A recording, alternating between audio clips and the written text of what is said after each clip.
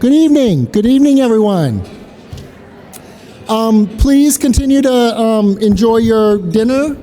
I've had a lot. I thought the chicken was pretty good, actually. So I'm sorry to interrupt, but I'm going to interrupt because it's star time. I hope you're ready for star time, ladies and gentlemen. We are delighted to have Dr. Sheila Smith here tonight to give the keynote address for this forum. I won't list everything on her impressive CV, but she is the Director of Early Childhood at the National Center for Children in Poverty at the Mailman School of Public Health at Columbia University in New York. The center is one of the nation's leading public policy centers. It's dedicated to promoting the economic security, health, and well-being of America's low-income children and families. In her work, she's an early childhood researcher with a special interest in strengthening early care and education programs that serve vulnerable children and families. And her research has focused on professional development strategies that help teachers promote preschoolers' early language, literacy, and social emotional growth.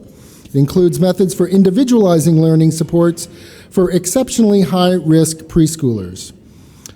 She has many publications, including Parent Engagement from Preschool through Age 3, a guide for policymakers, Practices for Promoting Young Children's Learning and QRIS Standards, and Building Strong Systems of Support for Young Children's Mental Health, Key Strategies for States. And I forgot to bring my copy to have you autograph, but maybe I can do that later. So she received her PhD in Educational Psychology from the University of Chicago and completed her postdoctoral fellowship in child development and policy at the University of Michigan. I'm very excited that she's here. This is fantastic. I think this is great that we were able to get her here to talk to us tonight. Please help me welcome Dr. Sheila Smith.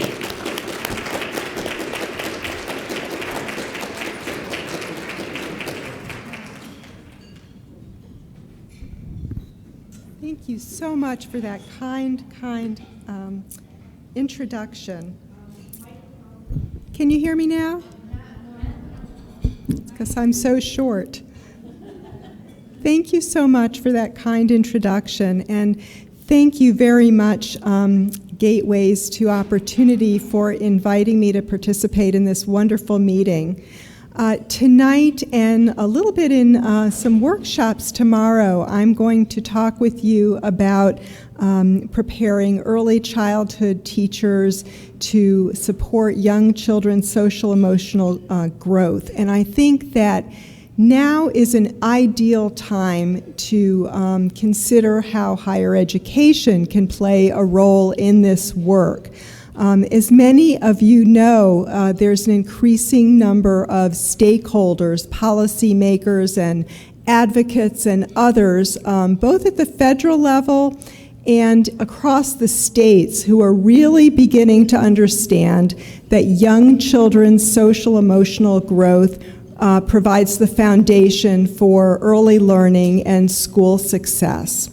And many of you may also know that the U.S. Department of Health and Human Services and the Department of Education recently issued a joint policy statement on the prevention of expulsion, preschool expulsion, and another on preschool inclusion. And in both of those policy statements, they called for expanding social, emotional, professional development and early childhood mental health consultation. So it's clear that teachers will need to come prepared to provide excellent social emotional teaching, but also with a real readiness to learn and increase their skills in this area. So tonight, what I would like to do is begin by kind of unpacking the construct and talk about some key dimensions of young children's social emotional growth and how these really matter for learning across the curriculum. And then I'll talk about implications for coursework and student teaching and a little bit for teacher leadership. And then along the way, I think we'll pause a bit and invite your reflections about your programs and maybe your visions for how you could strengthen your programs in this area. So I think that we have really taken a giant leap in the research that we have in the area of social emotional development in the past decade, and in our understanding of how it supports social emotional growth. And now I think we understand from all of this research that early social emotional learning is all about young children in that period from birth to about the early grades, acquiring a set of key competencies. Emotion regulation, or the ability to manage emotions, and we often think about coping with frustration and disappointment, but it's also about expressing positive emotions. Positive social behavior, those wonderful friendship skills that draw peers to other peers and makes them very popular playmates in the classroom. The ability to interpret others' behavior.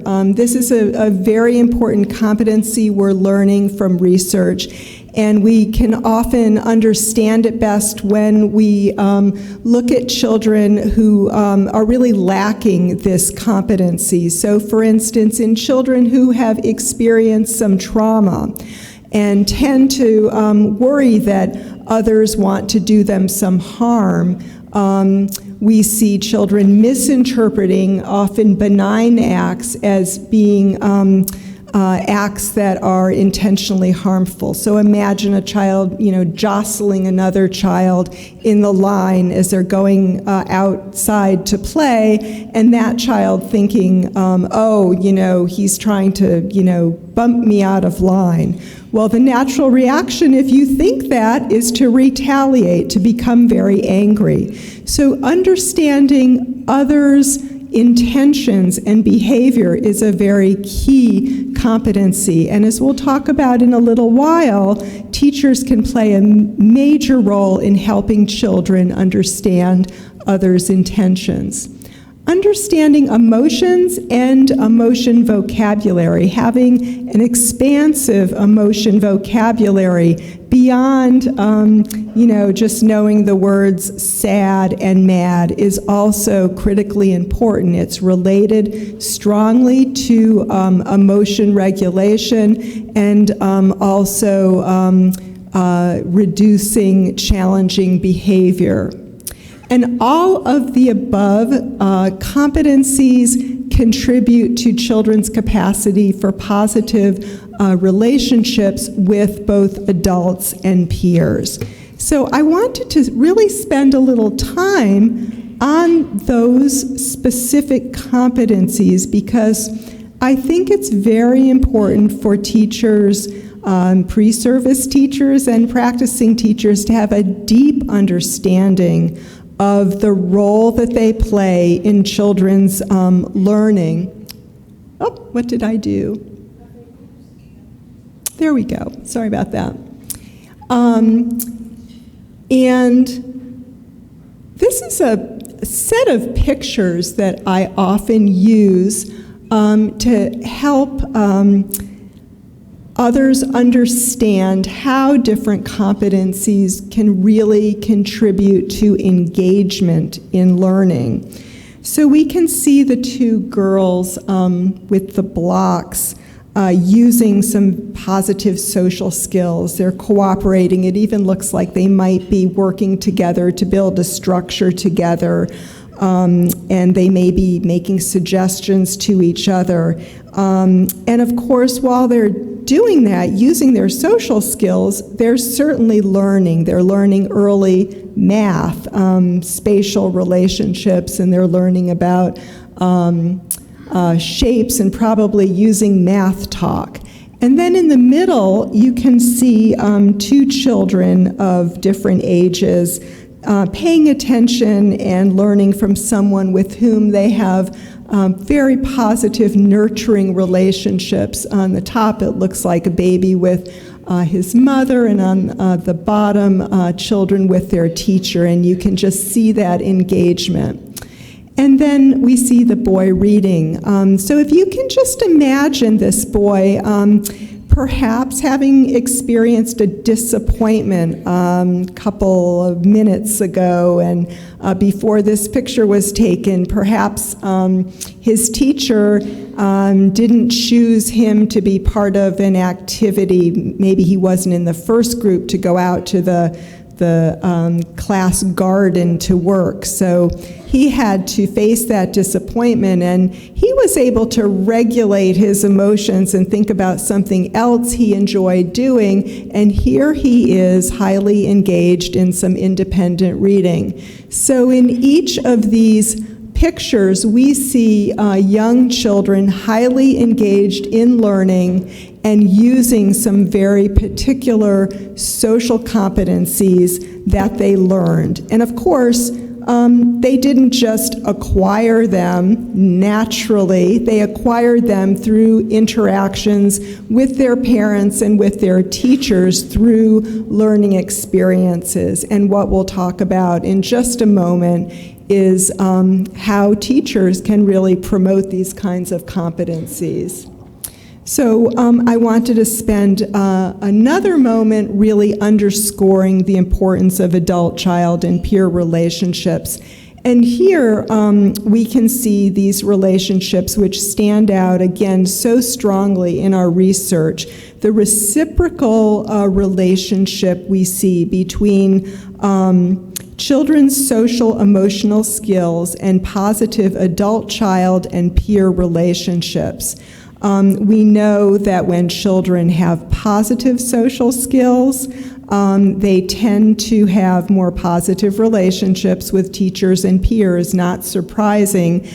Children enjoy inviting others to the dramatic play center or to the blocks area when their peers are fun to be with, cooperative, have,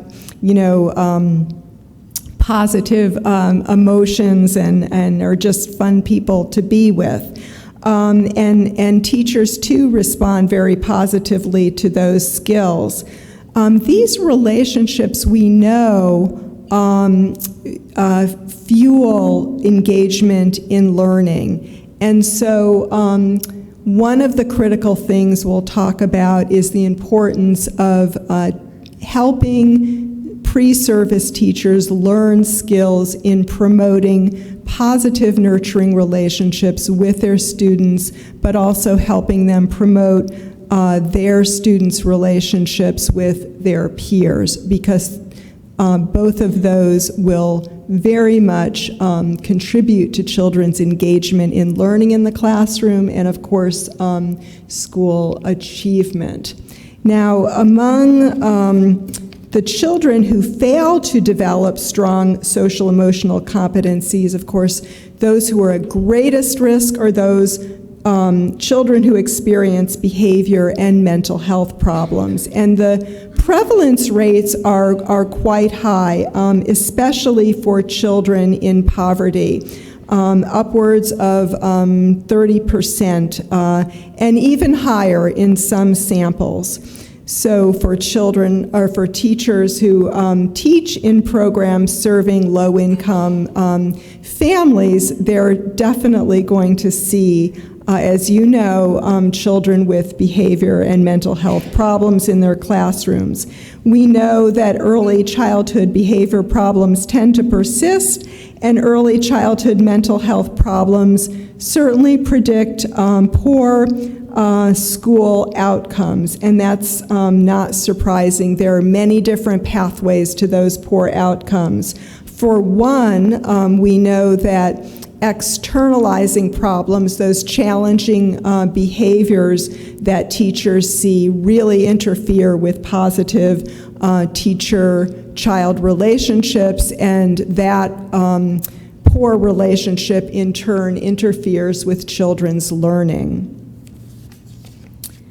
So let's turn now to implications for coursework in a higher ed teacher preparation program. And I have up here a dedicated course on social emotional teaching. And because I don't teach in a higher ed teacher prep program, I don't know how common it is to have a dedicated course that encompasses the kind of content I want to talk with you about tonight. But looking around and looking at surveys, some national surveys have been done that have examined, coursework. It seems that there is room for a kind of dedicated, let's call it an Uber course in social emotional teaching and learning. So I guess that's what I'll call this for the moment. Now I put a question mark there because I know there are great pressures on content and trying to fit everything in. So I'm going to present some content that in one way or another I think is important to consider in teacher preparation in order to prepare teachers to support social emotional growth. It would be terrific to have it in an Uber course, but it could be distributed otherwise. So I'm going to talk about three areas of content. One is classroom practices that promote a supportive teacher-child relationship and children's social emotional competencies, and we'll break that down in a moment. Secondly, parent engagement practices that promote supportive teacher-parent relationship and a nurturing home-based parent-child activities.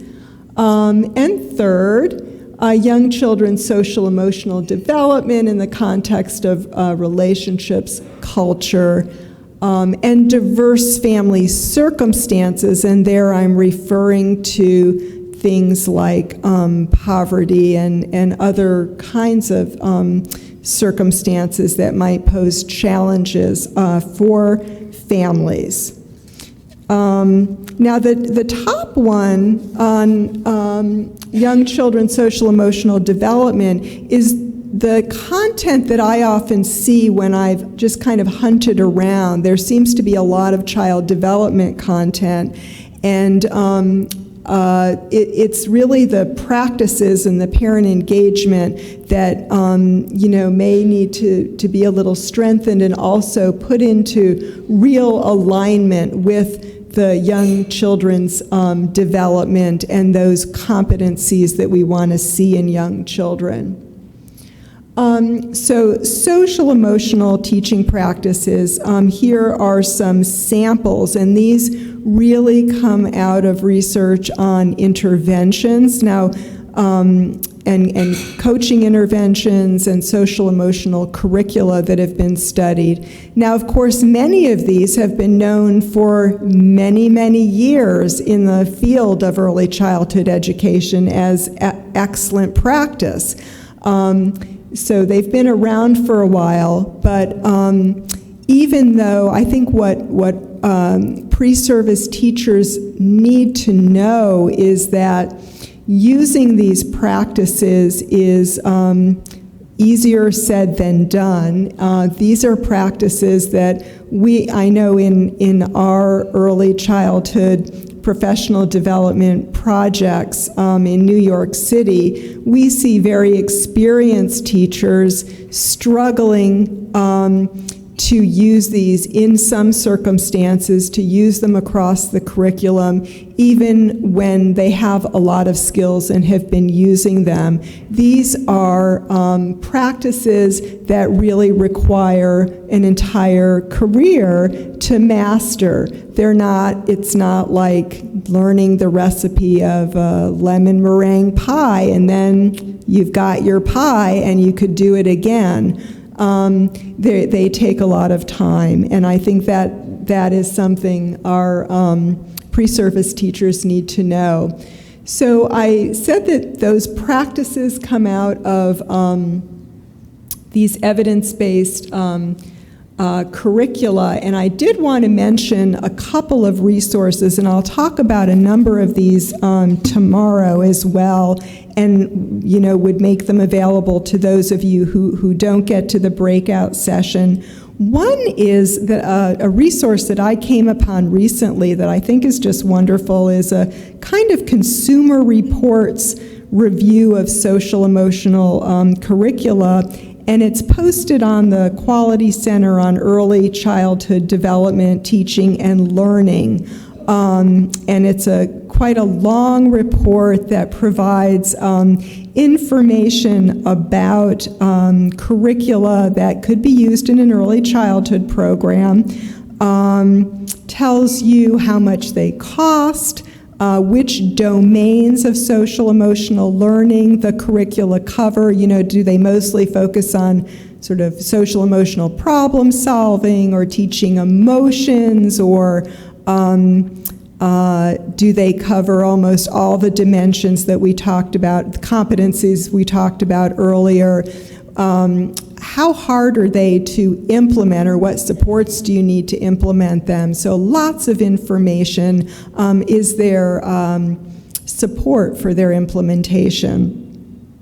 So that's one very good resource. And another that I will shamelessly plug, because it is at NCCP, is our Early Care and Education Research Connections. That's a federally funded project that has a website, and the website provides an online collection of research articles and reports on all things early care and education.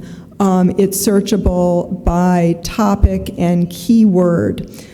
So, for example, there was a recent study you may have heard about, the Head Start Care Study, which, by the way, found some positive impacts on teaching and children's social emotional competence for 2 of the, I think, 3 curricula that were tested in a very big randomized control trial, testing these 3 curricula.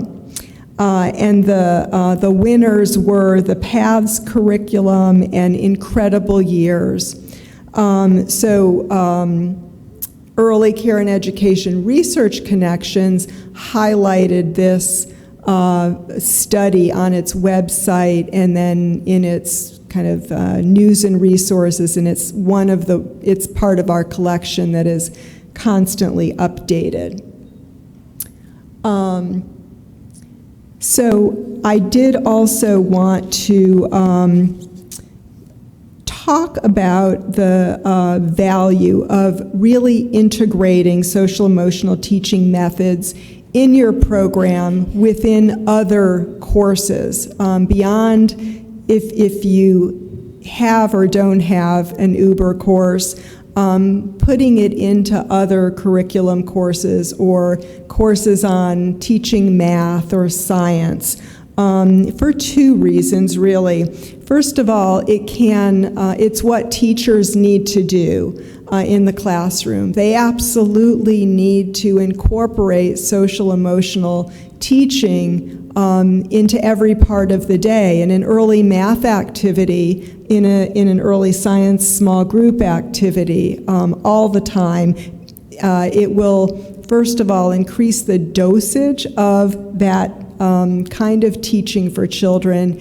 And secondly, it'll increase children's engagement in learning immediately in that activity. So if you've ever seen, a small group read aloud where teachers are using a lot of management language versus one where teachers are using social emotional teaching strategies and paying attention to children's interests and their life experiences and their emotions, you can see the difference immediately in using, engagement that results when you're using those strategies. So this is the second component in our Uber course, parent engagement.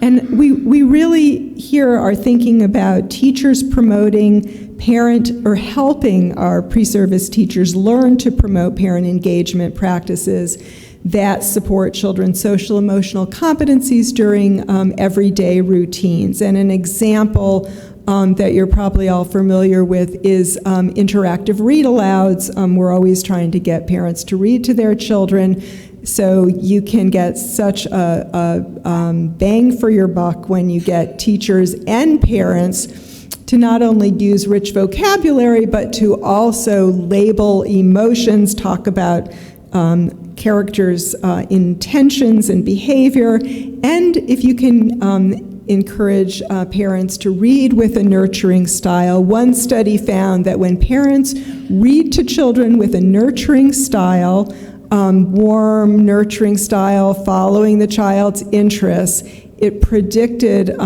children's, first of all, immediate engagement in the reading, but also the likelihood that they would later become independent readers. So it can have a powerful effect. And I also wanted to mention some recent research that I find very powerful about parents need to see and practice new parent-child activities.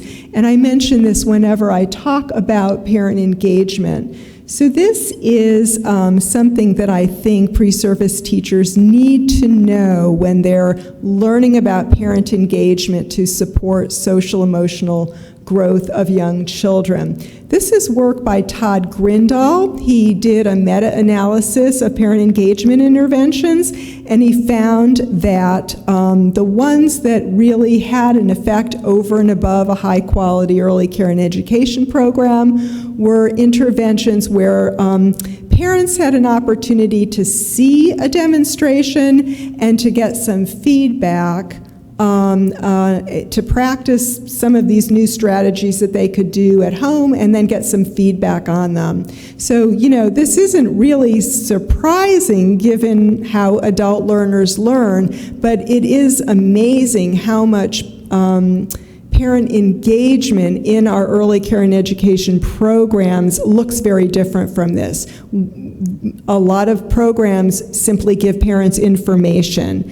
There are the calendars that go home and all kinds of, you know, communication to parents about what they could and should do with their children at home, and very few opportunities to actually see and practice. So, of course, everyone worries that, you know, we don't have time or we can't get parents to workshops or, you know, get them to the programs, but there are certainly opportunities you can talk with your students about in parent-teacher conferences, or when parents are just coming in the door to pick their children up, to have brief demonstrations. So I think that research has lots of applications. So now I'm going to turn to thinking about student teaching or the practicum. And here, I think that there are lessons from our coaching research. First, we now have, you know, a large body of research on coaching of practicing teachers that tells us that coaching is pretty effective in improving practice. And we have some studies showing that it's having an impact on children's outcomes, important outcomes, social, emotional, and some in learning other domains, literacy and language, and early math. And one of the key ingredients, or active ingredients, of coaching seems to be feedback, but in particular, feedback about the practice or use of particular strategies. So the analogy that we often use in our professional development projects is that when a coach of an athlete goes out and coaches, the coach doesn't typically say, well, okay, today we're going to work on improving your backhand. And I have to tell you, I say all this not being an athlete in any sport, but this particular example seems to work. So the coach doesn't say, try your backhand today, I'll watch, please try to do an excellent backhand. That's not what he says. He says something like, well, okay, we've been working on that follow through, so try that and I'm going to watch that. So he's giving his athlete a specific strategy to intentionally practice. And that's what practice-based coaching is. And then after the athlete tries that, I'm going to go back. After the athlete tries that, you're sitting there so patiently looking at the wrong slide, but after the athlete tries that backhand, the coach says, well, you stopped kind of halfway, or if he's better than that, if he had a little early childhood training, he'd say, tell me how you think that went, right? And then would give some feedback, positive feedback about what went well and, what the athlete might want to work on. So that's exactly what we're talking about, and that's what seems to work very well in coaching. Feedback about a very well-defined strategy that the student teacher is going to practice. So here are some particular experiences that may contribute, I think, to some powerful learning about social emotional learning in a practicum in our student teaching placement. And the first is, of course, to practice and receive feedback on these specific social emotional teaching strategies, some of the ones we talked about earlier, very particular ones like modeling positive social behavior, or coaching a child about how to enter a group, or helping a child who's is in a lot of distress, using the turtle technique to calm down. Have you all heard of the turtle technique? Some of you have. We'll talk about that a little bit more tomorrow. And you may want to use it. It's really good. So the next is to practice and reflect on specific social emotional teaching strategies. And here I'm talking about self-practice. So in our projects in New York City, we are having teachers learn to do some self-practice using a structured protocol and reflection, and it's working very well for them. And it's something that I think some of you may be using already and could be definitely used in a student teaching situation where they're thinking, this is the day I'm going to practice these two social emotional teaching strategies, and I'm going to not try everything today, but really work on these and then reflect on them in a particular way. And we have protocols now for doing that. Observe and give feedback. Here, the opportunity is really to observe. It could be the teacher in the classroom. It could be another pre-service teacher or a consultant. It's a wonderful experience to be kind of in the teaching or consultant position for the pre-service teacher, and to have some strategies that you're asking your teacher or whoever you're observing to try to demonstrate, and then to take some notes on whether you see them or not, and provide some feedback. This is very powerful. It's the way, we always say we learn by teaching.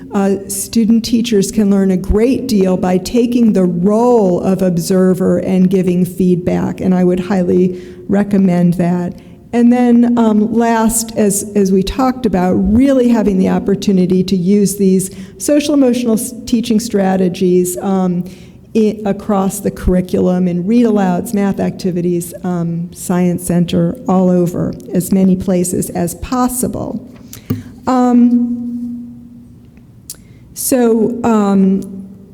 These are all strategies, I think, that help teachers improve their practice over time. And I think that another message for in-service teachers is that they will be engaged in continuous quality improvement. And some of the work that they'll be doing in their practicum is going to be learning skills in practicing continuous quality improvement. Those are real skills. It's like kind of like learning to exercise. And some of these skills are practice and reflection, doing observation and peer coaching, learning to seek feedback, and learning to work with consultants. I know tomorrow we're going to be talking about early childhood mental health consultation.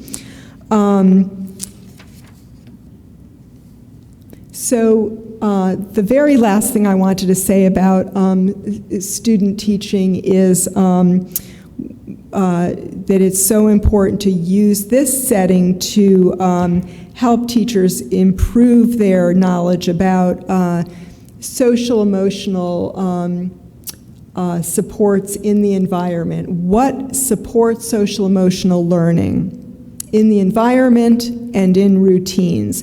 And certainly they will have an opportunity within a program often to look at multiple classrooms and routines, to learn that low-stress routines are great, that engagement in different activities, not just teaching, but actual activities in the classroom, build social-emotional competencies. One thing we're doing a lot of with our training and our projects is having teachers use team helper jobs, so they'll demonstrate to children how they can perform class jobs that are often done singly as teams, so children can routinize some of these activities, and two children can learn to water plants over several weeks and work together to check on plants.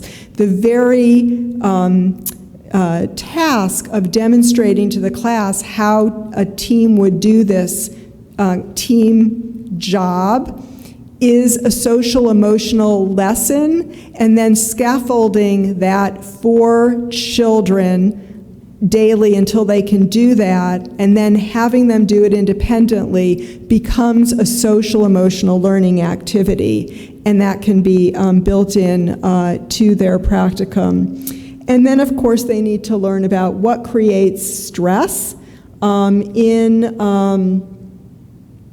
these learning environments: long wait times, lack of developmentally appropriate materials, and space not defined, and of course a lack of quiet time. And I chose this picture.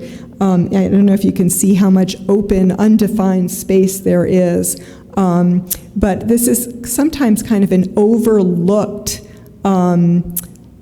area. I know a lot of people are getting attuned to the Eckers because of QRIS, but this is a different way, somewhat different way to look at the environment in terms of triggers for social emotional learning. So at this point, what I thought we would do is kind of pause, and I do want to, maybe I should stop just for a moment and see if you have any questions for clarification. I was also going to take questions at the end, but then I had a little kind of small group activity, just a little discussion and reflection, just to kind of process before we go on. And then I just have a couple more slides at the end. Any thoughts or reflections just on this so far? Questions? Yes. Oh, I'm sorry. I do remember I was asked to wait until the mic gets to you. I think it's because of the taping, the recording.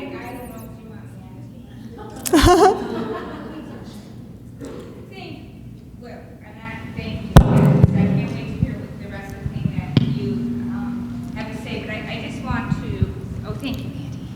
So nice of you.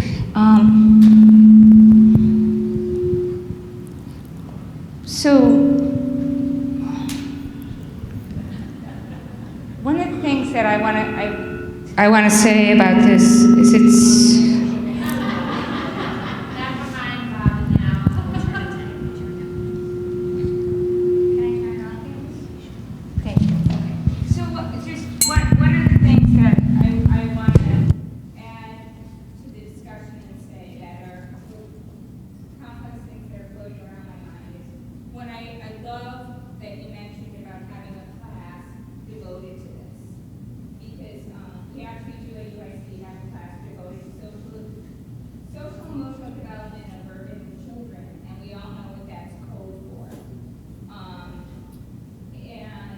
I want to point out, though, that I struggled in getting that approved as part of our early childhood ed program and fitting in with the credentials and standards. So it's actually an elective in both our undergrad human development and my master's degree that leads to it. So I want to put that out there. It's like the reality of where we are with regard to our standards and focusing on this, because we have an incredible course on it. The other thing that I just want to point out to about this that has me thinking is early childhood teachers, as we're talking about this in the practicum and bringing it up, you do not need to bring it up because it's in their face all the time. And I just want to, so the difference between teaching older children and younger children is younger children don't self-regulate. And so if you're not doing it right, you don't get it. But the final thing I just want to add, and I hope that you'll think about it tomorrow, is, and the only reason I'm standing up and saying this is because a colleague came to me today and said, could we please have a discussion about the fact that I'm dealing with a student teacher who is in a classroom where a child was murdered by her mother. And we do not have capacity to prepare teachers and groups of people to deal with that. And I'm hoping, I don't want to put it on you because, but I'm just saying, I don't have the skills and I don't know what to say to this person. And I'm hoping that tomorrow you'll think about like, how could we possibly help this, because, well, I didn't have the experience. I know I'm not, this person wasn't doing it. Right. Thank you so much for those comments. And I think your last point is so important because, I mean, sadly, that, you know, at least in New York City and many parts of the country and in Illinois, I know that kind of trauma is not unusual. A whole range of, many of you may know about ACEs, the adverse childhood experiences, but they include, you know, violence and loss of a parent, incarceration, many things, many sources of trauma, but the prevalence of those kinds of events are actually astoundingly high, and I think you're absolutely right that teachers encounter those children very, very often and struggle with it. So we will talk about it tomorrow at greater length. Yeah, thank you so much. And I think it's relevant to our pausing here with some of these questions. So what I thought we could do is take just, 5 or 10 minutes, and then we'll do some sharing. And what I'd like you to do just within your tables is to talk about these two questions. First, what are the strengths of your current program in preparing teachers to promote young children's social emotional growth? And I'm so happy to hear, I'd love to hear more about your course that you do have. And second, what are 1 or 2 ideas you have for strengthening your program's capacity to prepare teachers to use effective social emotional teaching practices and continuous quality improvement? So we'll just brainstorm a little bit, and then we'll share. Whoever would like to share will take a few minutes to do that.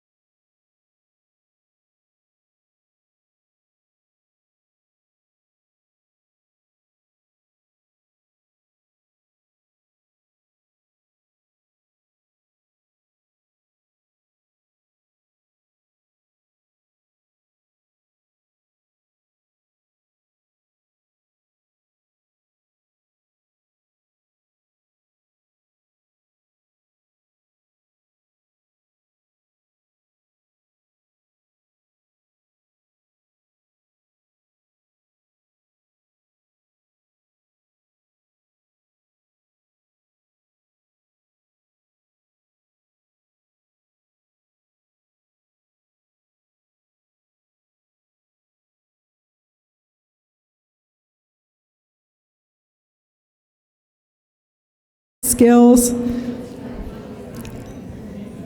Thank you. Oh my goodness, that was great coming back together. So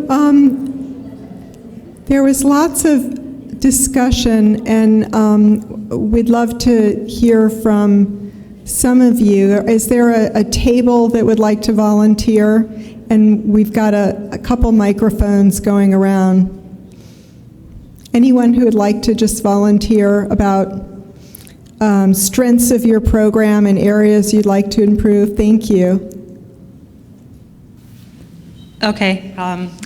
We were discussing that as you were doing the presentation and as the other woman was sharing, that we need to make sure that programs that teach people to teach and take care of other children have to teach the teachers how to take care of themselves. So we can't just expect us to teach and work with these children who have social and emotional challenges or frustrations or anything if we don't understand how we handle those same types of situations so that we can better prepare the children.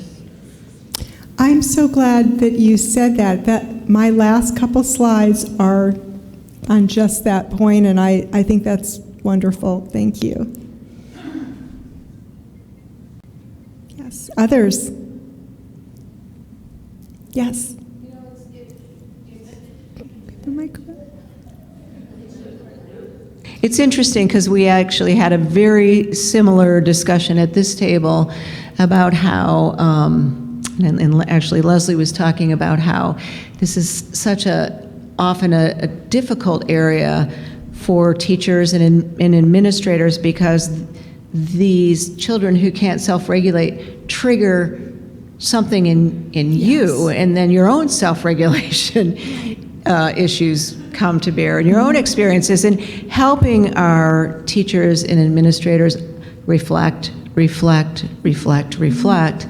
and then try to come from a place of understanding about child development as opposed to a reactionary way of dealing with it. And this whole idea about, what did you call it? Well, there are no excuse models, but there, this whole, and then the whole idea about getting, for preschool, it being appropriate that if you hit another child, you're kicked out of school, you get one chance and you're out. Like, those kinds of things just developmentally make no sense. So helping our teachers understand those things. Absolutely. Yes. Yes. Thank you. It certainly doesn't make sense. And now I think that with the joint statement I mentioned from HHS and Department of Ed, I think, that message is being sent very loud and clear that policies in the states have to change about that. Others, do you want to brag about some good things about your programs in this area? I heard lots of discussion. Who else would like to volunteer? Yes.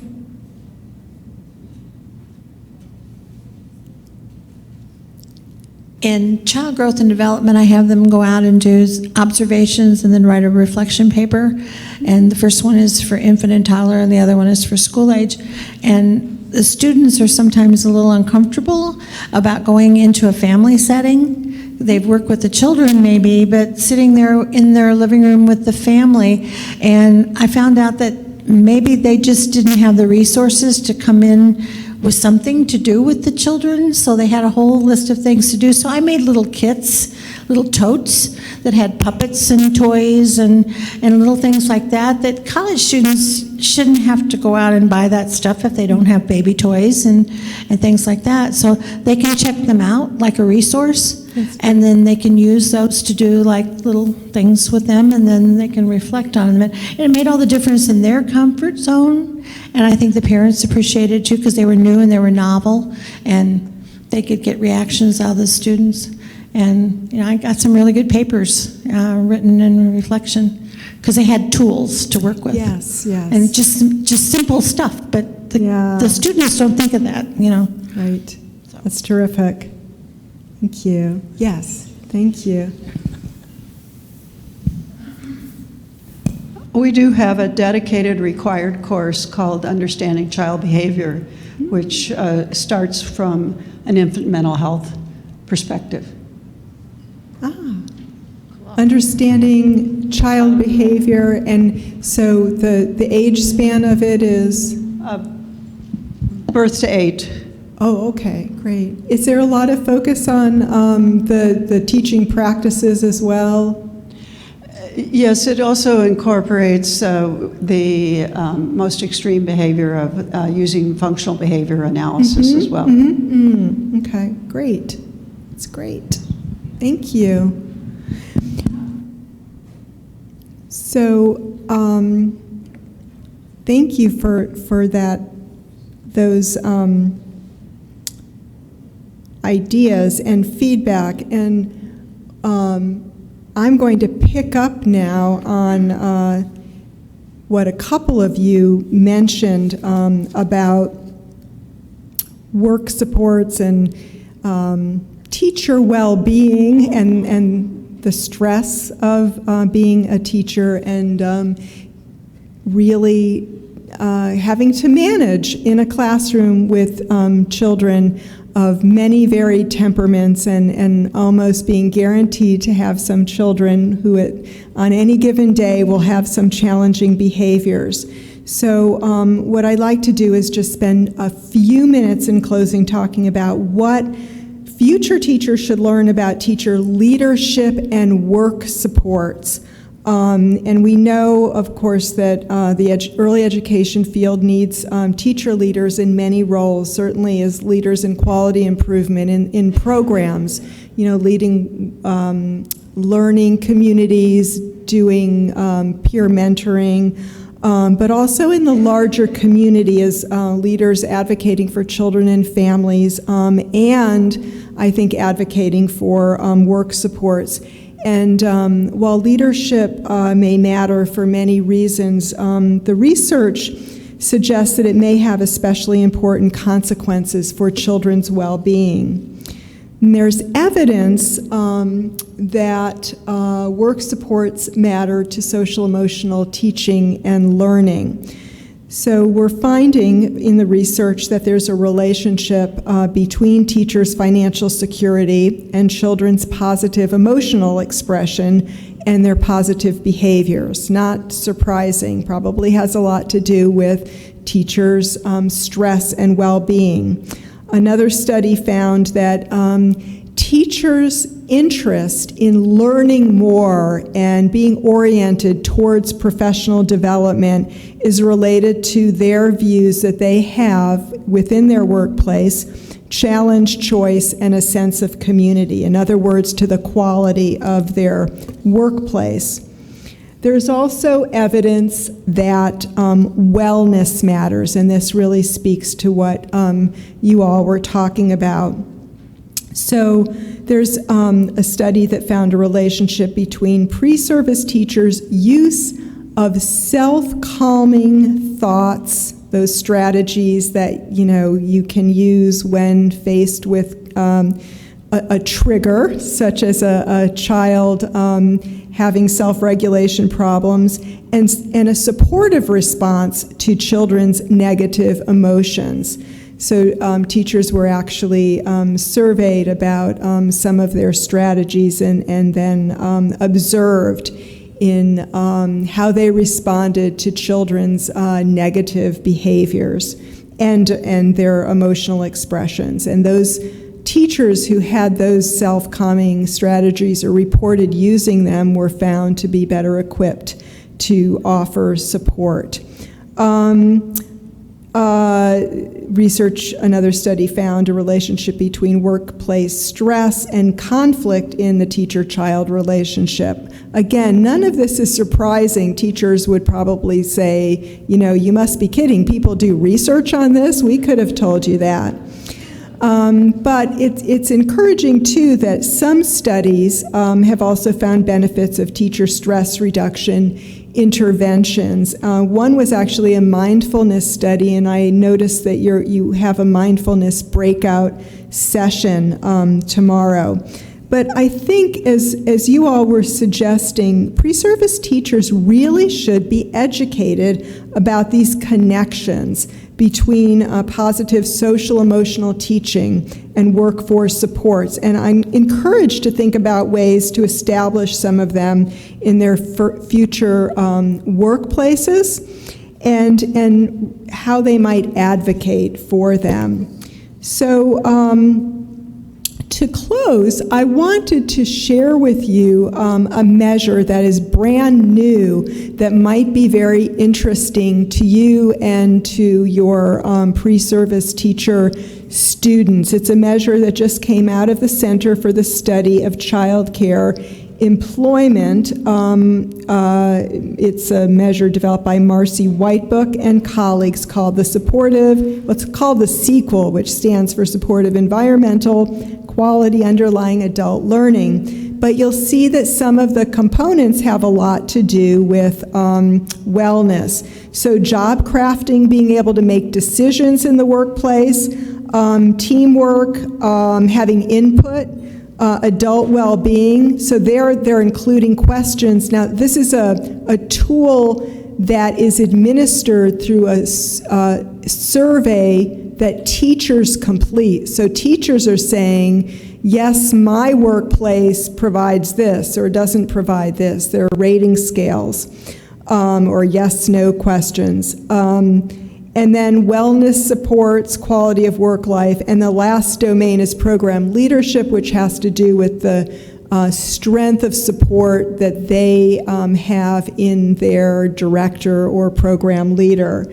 And they're finding relationships in their preliminary work between program quality, quality teaching, and SEQUEL scores, not surprisingly. And hopefully, this kind of measure will really begin to drive some change in policy, but I think it's also a measure that can be used in some of your courses to kind of raise awareness about the dimensions of the workplace that really will matter for teacher well-being, and that could be targets for their future leadership activities.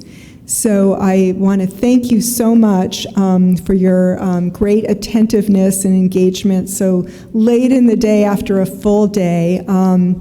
I'm happy to take any questions tonight. You're probably all eager to kind of tuck yourselves in, but I will also be here tomorrow all day, and we'll be at those breakout sessions. So are any burning questions at this point? Okay, so I will look forward to seeing you all tomorrow. Thank you so much.